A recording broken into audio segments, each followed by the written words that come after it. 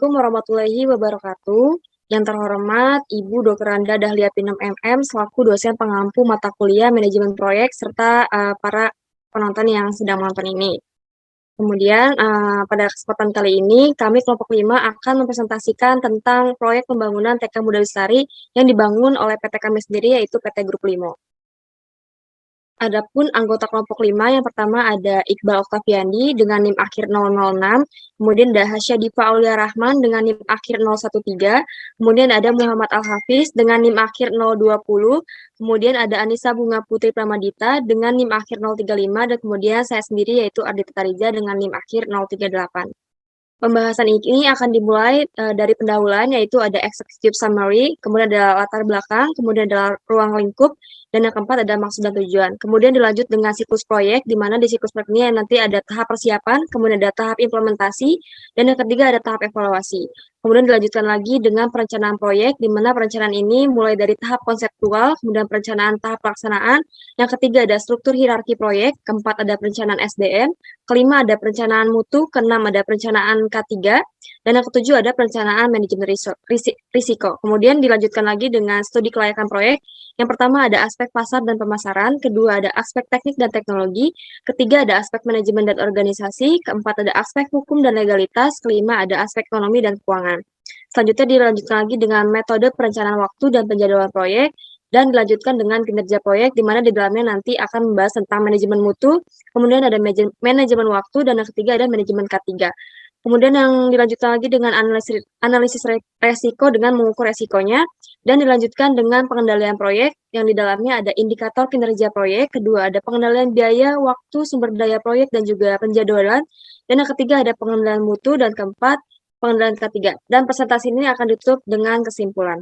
Oke, kita langsung masuk ke dalam pendahuluan. Kepada teman yang akan mempresentasikan, waktu dan tempat dipersilakan. Yang pertama ada pendahuluan yaitu executive summary. Nama proyek yaitu TK Muda Bestari, yang dimana deskripsi proyeknya itu sebagai kontraktor utama PT Grup Limo mendapat pelaksanaan proyek dari Dinas Pendidikan dan Kebudayaan Provinsi Banten untuk membangun taman kanak-kanak yang digunakan untuk sarana pendidikan di daerah Kota Serang dan dibangun pada lahan sebesar 20 kali 10 meter.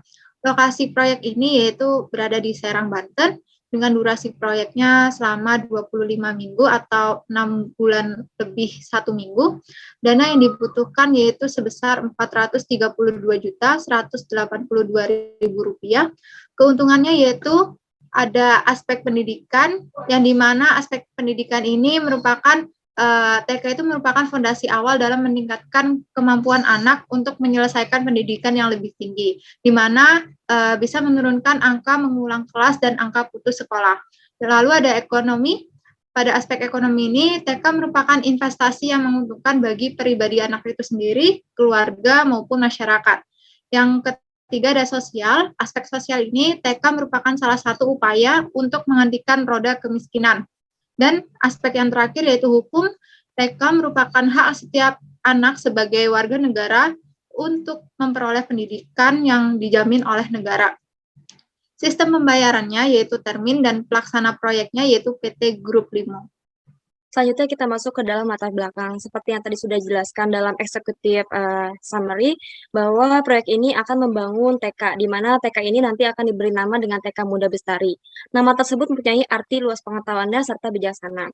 Tentu dalam hal ini pembangunan sebuah TK menjadi keinginan banyak orang, juga dengan segala fasilitas seperti sarana dan prasarana yang memadai. Terlebih lagi, lokasi pembangunan TK Muda Bestari ini akan dibangun pada daerah Kota Serang, di mana Kota Serang masih dinilai minimnya adanya pembangunan TK yang tidak sesuai dengan jumlah penduduknya. Perancangan dan interior yang unik dan menarik menjadi prioritas utama kami dalam pembangunan proyek ini, dengan tujuan agar sebuah bangunan TK terlihat unik dan memberi semangat pada anak usia dini yang turut belajar di dalamnya. Dan maka tentunya tentunya sebagai developer, yaitu PT Grup Limo akan merancang sebuah strategi implementasi proyek pembangunan taman kanak-kanak secara lebih rinci lagi.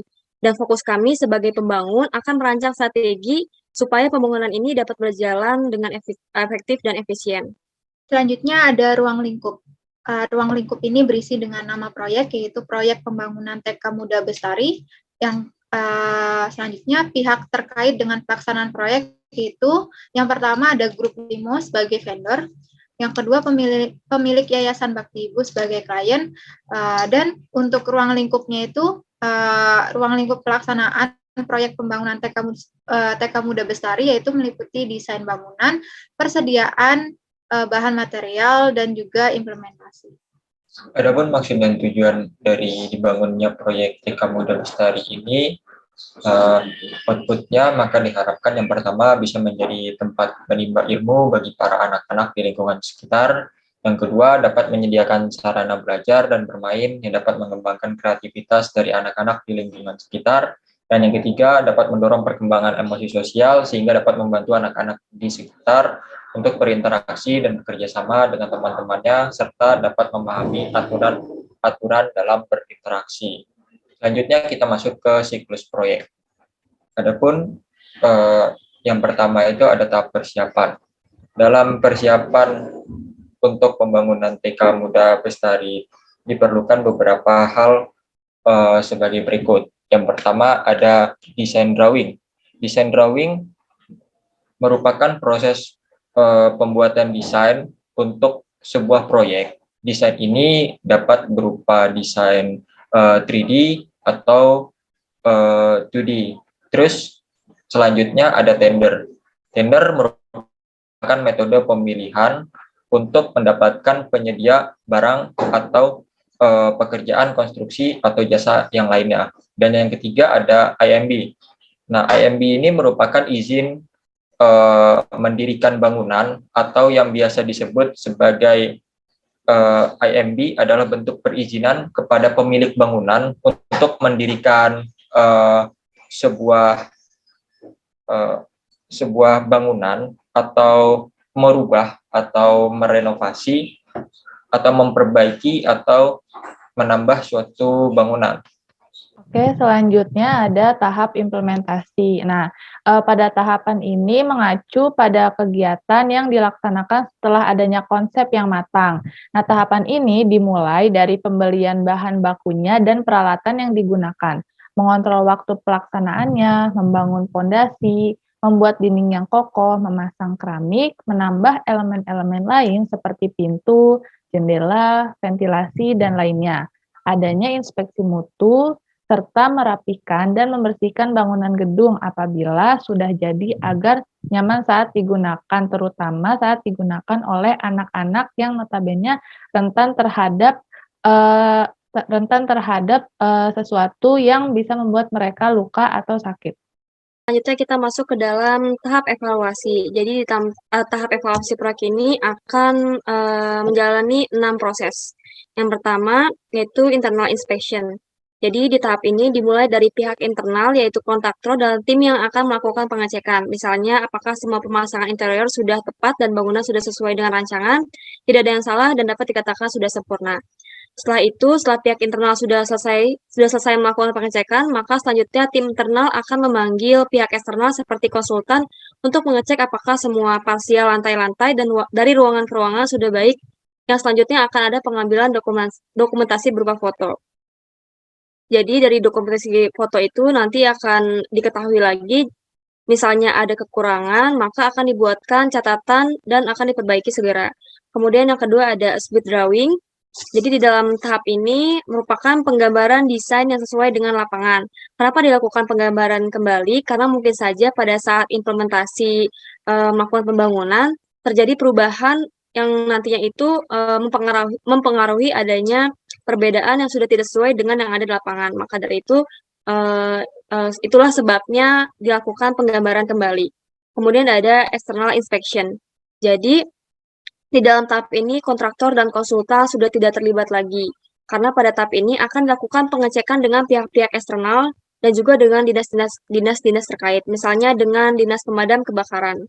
Jadi sebuah pembangunan akan dicek oleh dinas pemadam kebakaran seperti apakah sebuah bangunan tersebut sudah memenuhi sistem pembakarannya yang harusnya sudah ada pada bangunan, misalnya hydrant atau alat pemadam api ringan. Dan setelah semua tes sudah selesai dan sesuai, maka akan diberi sertifikat di mana dokumen ini sangat penting untuk dilanjutkan ke tahap berikutnya. Selanjutnya ada handing over. Jadi handing over ini merupakan tahap serah terima gedung kepada pemilik. Pada saat serah terima akan diberikan dokumen-dokumen penting seperti as-built drawing, sertifikat-sertifikat resmi, garansi, dan juga lain-lain. Selanjutnya ada maintenance. Jadi peran kontraktor pada tahap ini mempunyai tanggung jawab dalam pemeliharaan atau perawatan gedung. Biasanya pemeliharaan berlangsung dalam jangka waktu tertentu. Dalam masa pemeliharaan tersebut, jika bangunan mengalami misalnya ada cat yang terkelupas atau keramik retak, keran air bocor, dan sebagainya, maka masalah ini akan ditanggung oleh kontraktor secara gratis karena masih merupakan dalam masa tahap maintenance. Kemudian ada final ending over yang dimana merupakan tahap evaluasi terakhir. Sebelum serah terima akhir akan diundang konsultan kembali dengan perwakilan dari pemilik untuk melakukan inspeksi kembali. Pengecekan akan dimulai dari lantai ke tiap-tiap ruangan, dan setelah selesai pengecekan dan sudah dipastikan tidak ada masalah, maka pihak kontraktor akan membuatkan berita acaranya. Semua pihak yang terkait akan menandatangani sebagai tanda bahwa gedung atau bangunan ini sudah tidak bermasalah dan masa pemeliharaan sudah berakhir. Selanjutnya, kontraktor akan meminta final ending over ini kepada klien. Jika sudah disetujui, maka artinya mulai dari proses awal sampai persiapan sampai dengan akhir dinyatakan sudah selesai. Oke, selanjutnya ada perencanaan proyek. Nah, dalam perencanaan proyek ini yang pertama kita membahas mengenai perencanaan tahap konseptual. Nah, ada beberapa perencanaan tahap konseptual yang kami buat dalam proyek ini. Yang pertama, memilih nama Muda Bestari yang berarti masih muda tetapi sudah memiliki pengetahuan yang luas dan bijaksana, sehingga diharapkan dengan adanya nama dan arti nama dari proyek dan taman kanak-kanak ini, anak-anak yang belajar di taman kanak-kanak ini bisa menjadi anak yang memiliki pengetahuan yang luas dan juga bijaksana. Lalu yang kedua, membuat desain sekolah agar nyaman bagi anak-anak. Bisa terlihat di gambar sebelah kanan merupakan denah sekolah dari TK Muda Bestari ini, di mana kami menyediakan taman bermain, kebun, beberapa wastafel, tempat sampah, dan juga toilet antara laki-laki dan perempuan itu dipisah. Lalu yang ketiga, memiliki ventilasi dan ketersediaan cahaya yang cukup.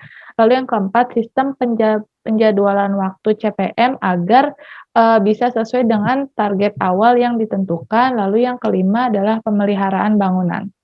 Nah, selanjutnya ada perencanaan tahap pelaksanaan. Nah, yang pertama ini melakukan survei ke daerah tujuan proyek untuk melihat daerah proyek ini apakah rawan terhadap bencana atau aman dan juga terkait lingkungan di sekitarnya. Lalu yang kedua, pemilihan material bangunan yang tentunya aman, apalagi nantinya bangunan ini akan digunakan oleh anak-anak.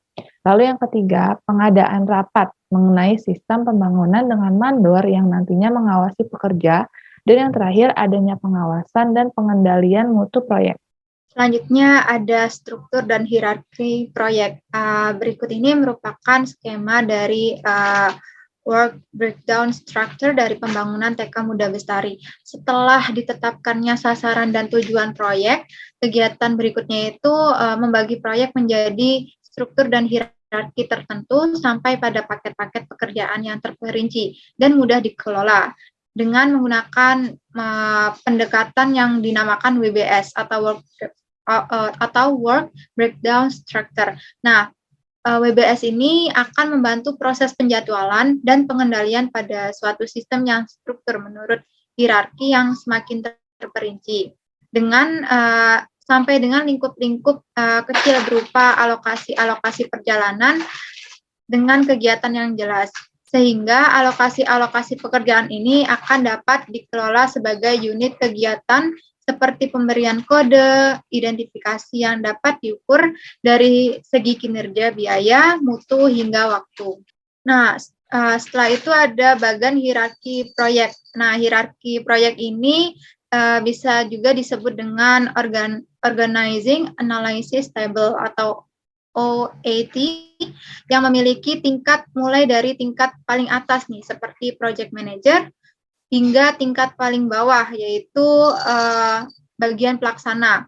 Dengan adanya penyusunan hierarki ini akan memudahkan pengelolaan dan alokasi sumber daya manusia sudah sesuai dengan tanggung jawabnya dalam proyek. Nah, sehingga biasanya keberhasilan suatu proyek ini ditunjang oleh penyusunan-susunan dan program kerja yang terstruktur dengan baik yang disertai sasaran maupun tujuan pada proyek tersebut. Iya, selanjutnya merupakan tahap perencanaan sumber daya manusia. Nah, pada pembangunan TK Muda Bestari ini adapun perencanaan sumber daya manusia yang dibutuhkan dalam membuat proyek sebagai berikut. Yang pertama, terdapat arsitek berjumlah 1 orang yang bertugas sebagai merancang desain eksterior, memperkirakan anggaran dan pengontrolan pembangunan. Lalu ada mandor berjumlah 1 orang yang bertugas sebagai kepala tukang yang membawahi sejumlah tukang untuk membangun taman kanak-kanak. Lalu ketiga ada tukang bangunan sebanyak 12 orang, terdiri dari beberapa tugas yang dapat dikerjakan. Terdapat 3 tukang sebagai tukang gali yang ditugaskan untuk membuat lubang tanah untuk membuat pondasi. Lalu ada 2 orang tukang batu yang bertugas sebagai memasang batu atau batu bata, mengecor, dan sejumlah tugas yang berhubungan dengan pemakaian bahan material. Yang ketiga lalu ada 3 orang tukang besi untuk membuat konstruksi, ada 1 tukang listrik yang bertanggung jawab pada proses instalasi listrik, serta 3 orang tukang cat yang mengerjakan semua jenis pengecatan mulai dari plafon, dinding, sesuai dengan desain yang telah ditentukan, pintu, dan jendela.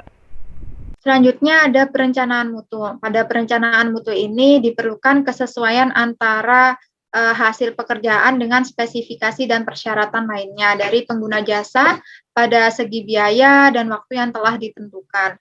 Nah, untuk menjamin mutu dari proyek ini, maka akan dilakukan beberapa perencanaan pada prosedur sebagai berikut.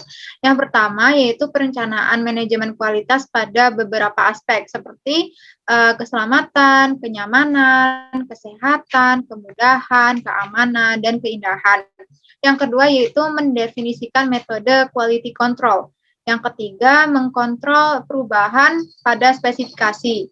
Yang keempat, mengontrol tim kerja. Nah, dengan menerapkan prosedur-prosedur tersebut, maka akan mengetahui mutu dari proyek ini, sehingga hasil pekerjaan akan sesuai dengan ketentuan-ketentuan yang telah ditentukan. Baik, selanjutnya kita masuk ke dalam perencanaan K3. Jadi pada penerapan perencanaan keselamatan dan kesehatan kerja juga menjadi salah satu bagian utama yang kami fokuskan demi perlindungan kepada tenaga kerja sehingga proses kegiatan pembangunan dapat berjalan dengan baik dan lancar. Nah, adapun persiapan alat-alat yang akan disediakan, yang pertama yaitu helm keselamatan. Jadi helm ini akan digunakan sebagai pelindung kepala pada saat sedang melakukan pembangunan untuk menghindari kemungkinan-kemungkinan yang tidak diinginkan. Kemudian ada sabuk dan tali keselamatan, yang karena mungkin beberapa pekerjaan mengharuskan pekerja untuk berada pada posisi yang cukup berbahaya, seperti pada posisi miring, tergantung, atau memasuki rongga sempit. Jadi sabuk keselamatan ini akan berfungsi untuk membatasi gerak pekerja agar tidak terjatuh atau terlepas dari posisi yang diinginkan. Kemudian ada sepatu boot. Jadi sepatu boot ini berfungsi untuk melindungi kaki dari benturan atau tertimpa benda berat. Selanjutnya ada sepatu pelindung.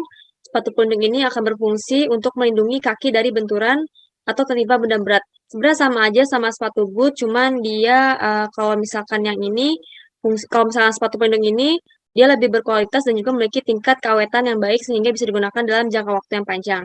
Kemudian ada masker, yaitu di sini bukan masker seperti masker biasa, tapi masker pernapasan yang biasa digunakan oleh para pekerja pada proyek pembangunan yang fungsinya untuk melindungi organ pernapasan dengan cara menyaring pemeran bahan kimia, mikroorganisme, partikel debu, aerosol, uap, asap, ataupun gas, sehingga udara yang dihirup masuk ke dalam tubuh adalah udara yang bersih dan juga sehat. Kemudian ada kacamata pengaman yang digunakan sebagai alat pelindung yang berfungsi untuk melindungi mata dari paparan partikel yang mungkin saja melayang dari udara ataupun di air. Kemudian ada percikan benda kecil, benda panas, ataupun uap panas. Selanjutnya ada sarung tangan. Jadi sarung tangan ini berfungsi untuk melindungi jari-jari tangan dari api, suhu panas, suhu dingin, radiasi, arus listrik, dan juga lain-lain. Kemudian terakhir baru yaitu pelindung wajah. Pelindung wajah di sini merupakan alat pelindung yang berfungsi untuk melindungi wajah dari paparan bahan kimia berbahaya, partikel-partikel kecil yang lain, dan juga benturan atau pukulan benda keras yang tajam serta pancaran cahaya. Baik, masuk ke perencanaan lingkungan. Nah, perencanaan lingkungan ini di sini kita berbicara tentang AMDAL. Proyek yang baik sebaiknya memiliki analisis dampak lingkungan yang baik pula. Analisis dampak lingkungan itu harus diterapkan dalam berbagai pembangunan proyek. Nah, Dalam tahapan pembangunan proyek dari TK Muda Bestari ini, limbah proyek itu akan diusahakan untuk tidak mencemari lingkungan sekitar. Karena kalau misalnya kita mencemari lingkungan sekitar, pasti bakal memiliki dampak yang tidak baik untuk lingkungan dan tidak baik juga untuk warga sekitar. Nah, untuk itu pembangunan proyek TK Muda Bestari ini memperhatikan setidaknya 4 hal yang harus benar-benar dilaksanakan. Yang pertama, tidak membuang limbah bangunan secara sembarangan. Jadi kita sudah mempersiapkan tempat untuk membuang limbah bangunan itu. Terus yang kedua, tidak melakukan pengeboran air terlalu dalam. Kenapa kita tidak mengebor air itu terlalu dalam? Karena kalau kita mengebor air terlalu dalam, takutnya nanti warga-warga sekitar yang memiliki rumah di sekitar proyek ini akan tidak mendapatkan air. Terus yang ketiga, membuat saluran air. Pembuatan saluran air ini kami anggap penting karena ketika kita membangun sebuah proyek, kita harus mengetahui bagaimana air itu mengalir dan kemana alirannya. Dan terus yang keempat, itu ada membuat daerah resapan air. Resapan air ini berfungsi untuk mencegah terjadinya longsor ataupun banjir. Kalau misalnya kita tidak membuat daerah resapan air, ada 2 kemungkinan tadi yang bakal terjadi terhadap lingkungan. Selanjutnya merupakan perencanaan manajemen risiko. Pada tahap perencanaan manajemen risiko, dalam pembangunan TK Muda Bestari, perlu dilakukan pengidentifikasi risiko sejak awal, seperti apa saja daftar kemungkinan risiko proyek dan bagaimana kategorisasinya.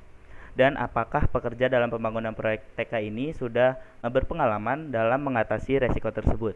Nah, dalam perencanaan risiko juga kita dapat membuat skala prioritas. Hal ini akan membuat dalam pelaksanaan proyek dikarenakan risiko di setiap proyek yang akan dikerjakan pasti akan lebih memiliki risiko yang berbeda-beda. Nah, contohnya seperti lebih mengutamakan keamanan bangunan taman kanak-kanak dibandingkan dengan nilai estetika pada desain TK.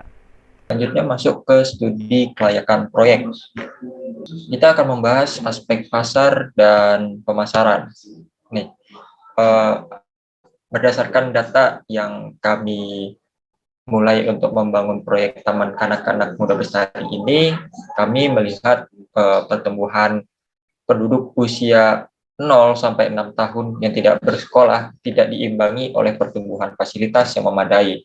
Dengan adanya proyek ini diharapkan dapat memenuhi kebutuhan pasar dan dapat ikut serta dalam pengembangan pendidikan dasar bagi anak-anak setempat. Baik, selanjutnya kita masuk ke dalam aspek teknik dan juga teknologi. Yang pertama kita bahas dulu aspek teknis. Dalam aspek teknis ini ada 6 tahapan. Yang pertama yaitu tahap perencanaan. Seperti yang sudah dijelaskan dalam proposal, proyek konstruksi ini dimulai dari gagasan atau rencana dan dibangun berdasarkan kebutuhan. Kemudian yang kedua yaitu tahap studi kelayakan. Pada tahap ini adalah untuk meyakinkan pemilik proyek bahwa proyek konstruksi yang diusulkan layak untuk dilaksanakan. Kemudian ada tahap penjelasan atau briefing. Jadi dalam tahap ini, pemilik proyek akan menjelaskan fungsi proyek dan biaya yang diizinkan sehingga konsultan perencana dapat dengan tepat menafsirkan keinginan dari pemilik. Kemudian ada tahap perancangan atau desain. Dalam tahap ini akan melakukan perancangan yang lebih mendetail sesuai dengan keinginan dari pemilik. Misalnya seperti membuat gambar sesuai rencana, serta spesifikasinya, dan termasuk juga rencana anggaran biaya atau RAB, metode pelaksanaan dan juga sebagainya. Kemudian tahap pelaksanaan atau construction, tujuan pada tahap ini adalah mewujudkan bangunan yang dibutuhkan oleh pemilik proyek yang sudah dirancang oleh konsultan perencana dalam batasan biaya, waktu yang sudah disepakati serta dengan mutu yang sudah diisyaratkan. Kemudian yang terakhir yaitu tahap pemeliharaan dan persiapan pembangunan atau maintenance and startup. Tujuan pada tahap ini adalah untuk menjamin agar bangunan yang telah sesuai dengan dokumen kontrak dan semua fasilitas bekerja sebagaimana mestinya. Nah, ini ada dan ini aspek teknologi. Jadi, alat-alat ini yang nantinya akan digunakan dalam pelaksanaan proyek yang nantinya juga mendukung dalam proses kegiatannya. Yang pertama ada alat concrete mixer atau molen, yang kedua ada vibrator construction, terus ada bar cutter, selanjutnya ada cangkul, skop pasir, dan juga scaffolding. Selanjutnya ada aspek manajemen dan organisasi. Yang pertama perencanaan atau planning. Dalam proses perencanaan ini, TK Muda Bestari mempunyai tujuan yaitu sebagai tempat belajar yang nyaman dan aman untuk anak-anak Indonesia dalam menempuh pendidikan.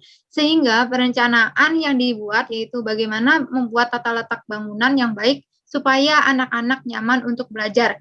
Yang kedua, ada pengorganisasian atau organizing, yaitu adanya pengelompokan kegiatan dalam unit tertentu supaya jelas dan teratur sesuai dengan wewenang dan tanggung jawab dari pemegang atau penanggung jawab unit. Yang ketiga ada pelaksanaan atau actuating.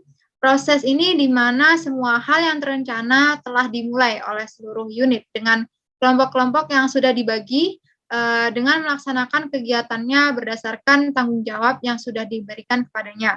Yang keempat, pengawasan atau controlling, yaitu akan terdapat evaluasi hasil pekerjaan yang telah dikerjakan agar sesuai dengan rencana awal dan mengoreksi berbagai penyimpangan selama proses pelaksanaan kerja.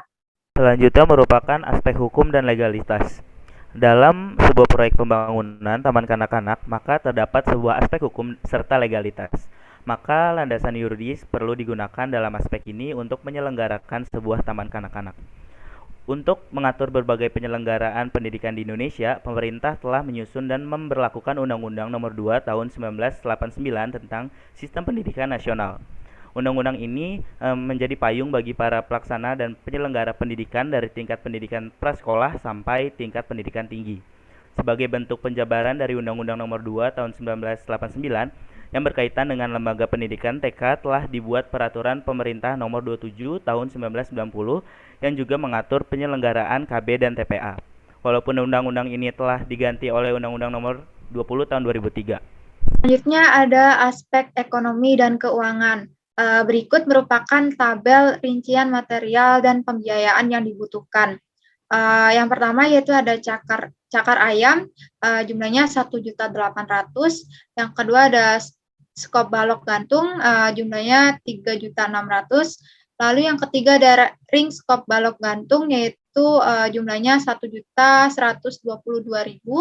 Yang keempat ada tiang besi dengan jumlah 2.340.000. Yang kelima ada ring tiang, yaitu berjumlah 660.000. Yang keenam ada triplek dengan jumlah 2.550.000.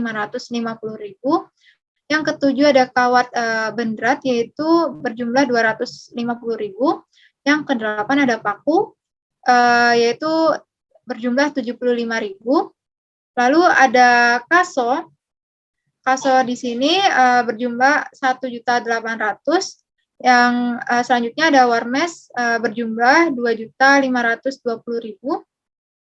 Yang ke-13 yaitu ada bondex dengan jumlah 3.960.000. Yang ke-14 ada bambu berjumlah 2.500.000. Yang ke-15 kusen dan pintu dengan jumlah 26 juta. Yang ke-16 bata herbal dengan jumlah 12.600.000. Selanjutnya ada semen pasir herbal dengan jumlah 2.200.000 dan pasir jumlahnya 20.400.000. Selanjutnya ada semen 3 roda dengan jumlah 2.880.000. Selanjutnya ada split jumlahnya 1.800.000.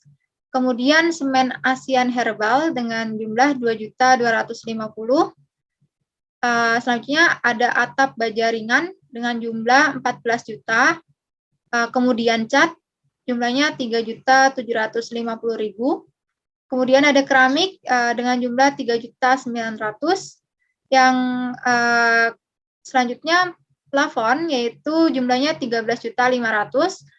Kemudian ada bor satelit dengan jumlah 15 juta. Selanjutnya ada tangki air instalasi dengan jumlah 5 juta. Lalu selanjutnya ada septic tank, instalasi pipa, gali, dan pasang, yaitu berjumlah 7 juta. Selanjutnya ada listrik dengan jumlah 8.500.000. Selanjutnya ada upah kerja tukang, jumlahnya 210 juta. Selanjutnya ada upah kerja mandor dengan jumlah 21 juta. Kemudian ada upah kerja arsitek yaitu 30 juta dan biaya taman bermain jumlahnya 15 juta. Sehingga total biaya material dan pembiayaan yang dibutuhkan yaitu seharga Rp438.182.000. Oke, selanjutnya ada metode perencanaan waktu dan penjadwalan proyek. Nah, oke, terlihat di gambar dan tabel tersebut merupakan siklus dari CPM. Adapun tabel dari siklus CPM tersebut ada 10 peristiwa dalam pembangunan proyek yang telah direncanakan.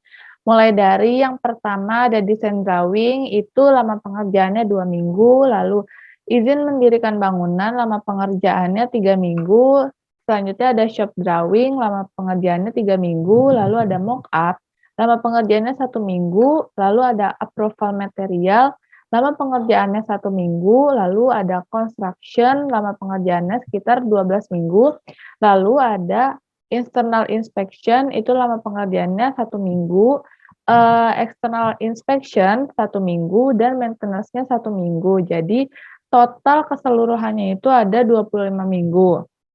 Nah, waktu yang ditentukan ini adalah skala mingguan. Kenapa? Karena jika memakai skala bulanan itu terlalu jauh untuk melihat perkembangan dan evaluasinya. Nah, kalau misalkan kita pakai skala harian, itu terlalu sedikit untuk memantau perkembangannya. Jadi, dengan adanya CPM pada proyek ini diharapkan bisa selesai tepat waktu agar bisa segera digunakan oleh anak-anak sekitar yang ingin menimba ilmu di TK ini. Nah, selanjutnya ini merupakan tabel yang lebih jelas mengenai waktu-waktu pengerjaannya.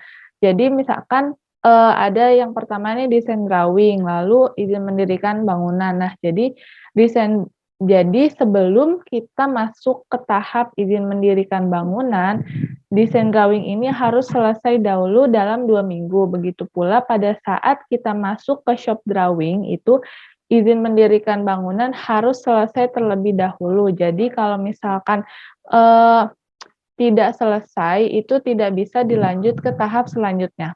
Selanjutnya ada kinerja proyek. Manajemen mutu, beberapa hal yang berhubungan dengan manajemen mutu yang harus diperhatikan dalam pembangunan TK Muda Bestari, yaitu kecakapan pihak yang terlibat, mulai dari kontraktor hingga pekerja bangunan yang terjun langsung dalam pembuatannya haruslah yang terampil di bidangnya.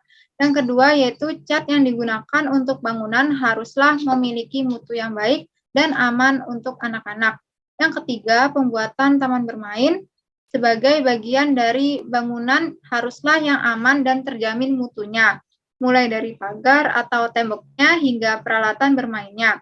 Yang keempat, pemilihan beberapa bahan bangunan yang terjamin kualitasnya dan aman agar tidak membahayakan anak-anak atau yang menggunakan bangunannya nanti. Masuk ke manajemen waktu. Manajemen waktu adalah tahapan mendefinisikan proses-proses yang diperlukan selama proyek itu berlangsung.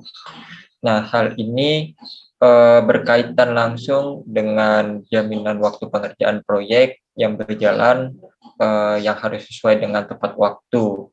Nah, jadi waktu yang dibutuhkan untuk menyelesaikan proyek ini adalah 25 minggu. Adapun rincian proses pelaksanaan proyek ini adalah sebagai berikut. Yang pertama, desain drawing itu memakan waktu 2 minggu, izin mendirikan bangunan memakan waktu 3 minggu, shop drawing memakan waktu 3 minggu, mock-up memakan waktu 1 minggu, approval material memakan waktu 1 minggu, dan 13 minggu, internal inspection memakan waktu 1 minggu, external inspection memakan waktu 1 minggu, dan maintenance memakan waktu 1 minggu.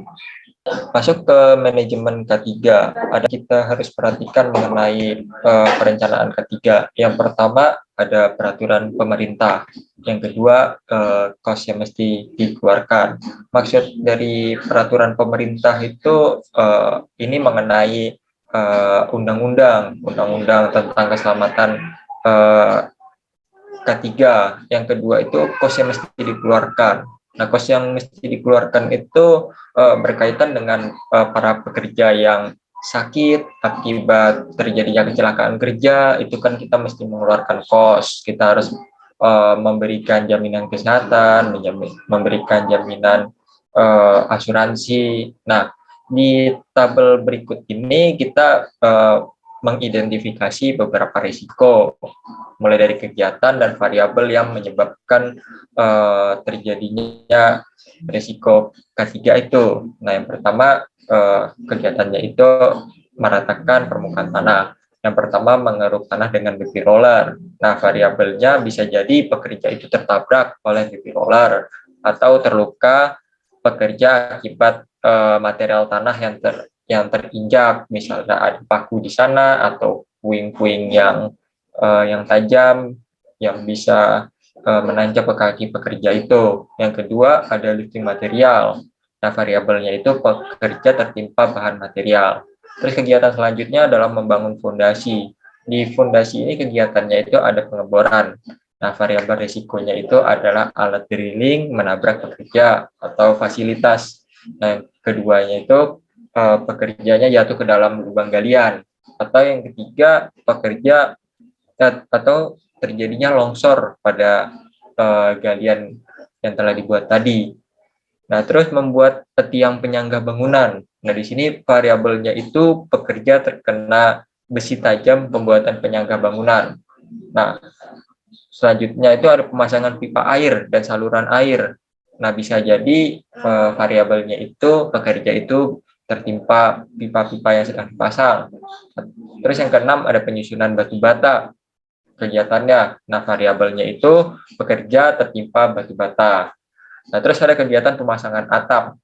Nah, dalam pemasangan atap itu kita membuat tiang penyangga atap. Nah, variabelnya ini bisa jadi pekerja ketika membuat tiang penyangga atap itu bisa jadi dia terpleset atau ketika dia lagi di bawah sedang berjalan bisa saja dia tertimpa besi dari atas. Apabila besi itu jatuh atau salah perhitungan dari pekerja. Terus ada pemasangan atap, kemungkinan pekerja tertimpa genteng atau terpleset jatuh, sama seperti ketika membuat yang penyangga atap. Terus kegiatan selanjutnya ada pemasangan listrik. Nah, pemasangan kegiatannya itu merupakan pemasangan listrik dan meteran.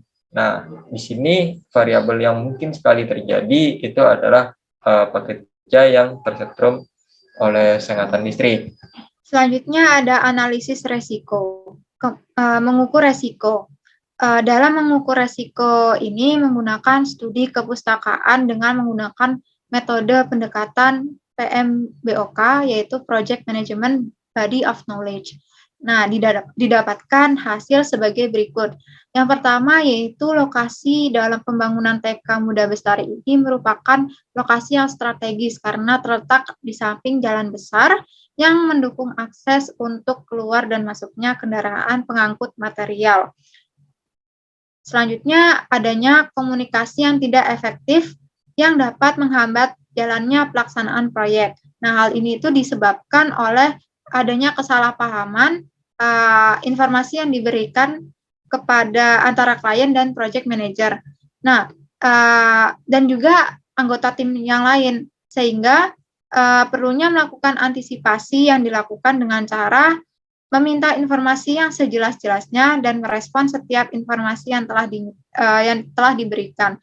Nah, dalam mengukur resiko ini ditemukan juga resiko-resiko yang kemungkinan akan terjadi seperti proses inisiasi, perencanaan, pelaksanaan, dan pengendalian proyek, sehingga dibutuhkan perbaikan dalam mengelola proyek tersebut agar dapat berjalan sesuai dengan tujuan yang diharapkan. Oke, selanjutnya ada pengendalian proyek. Nah, untuk di pengendalian proyek ini ada indikator kinerja proyek. Berikut merupakan Key Performance Indicator untuk memenuhi masing-masing tujuan atau objektif dari proyek ini.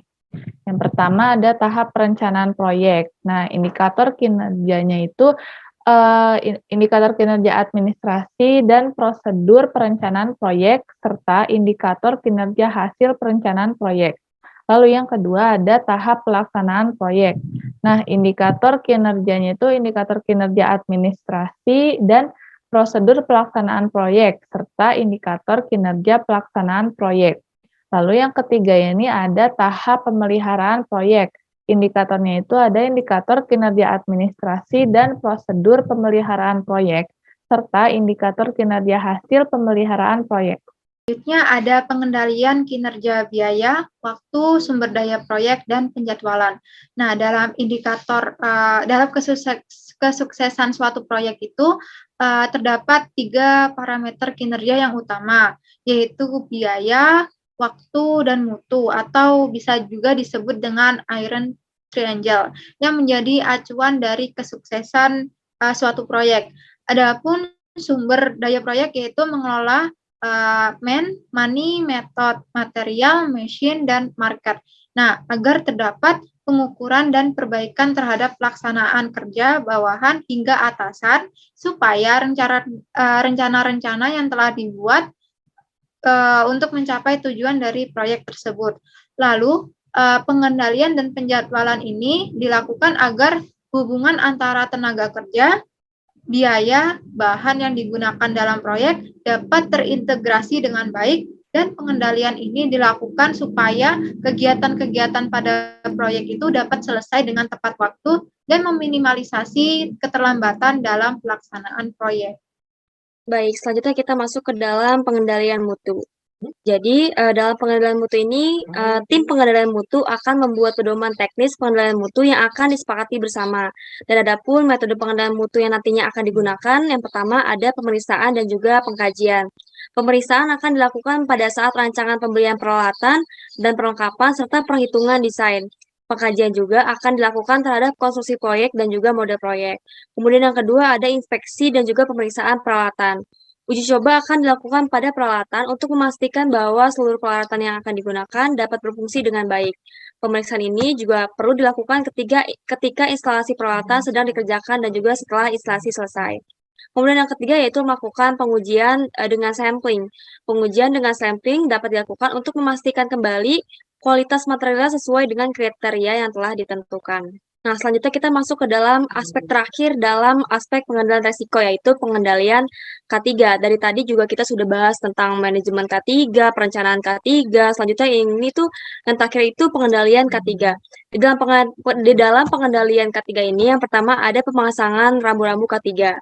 Rambu-rambu dipasang pada lokasi yang memiliki potensi bahaya dan kecelakaan kerja, sedangkan pada alat atau mesin telah dipasang rambu-rambu K3-nya oleh pabrik pembuatnya sesuai dengan potensi bahaya dan juga kecelakaan kerja pada komponen tersebut. Yang kedua yaitu penggunaan alat pelindung diri. Dalam pengendalian ini akan memperhatikan jenis APD yang harus dipakai selama melakukan pekerjaan.